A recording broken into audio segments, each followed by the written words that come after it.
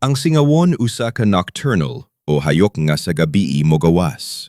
Kasagaran kini makita sa kakahoyan apan tungod sa pagkunhod sa ilang natural nga puyanan, usahay mokaduol kini sa mga lugar nga adunay tawo.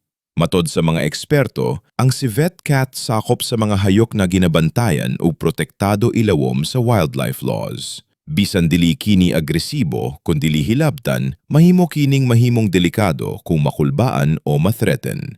Ang hitabo maoy pahimangno sa tanan sa mga motorista nga mag-amping ilabi na sa mga dalan nga duol sa kakahoyan ug sa komunidad nga respetuhon ug panalipdan ang kinaiyahan. Tungod kay bisan pa sa modernong kalibutan, makita na to nga ana padiyay ning mga nilalang nga nagpabiling buhi sa atong palibot. Usa ka timaan nga ang kinaiyahan nagpahinumdom kanato sa atong responsibilidad.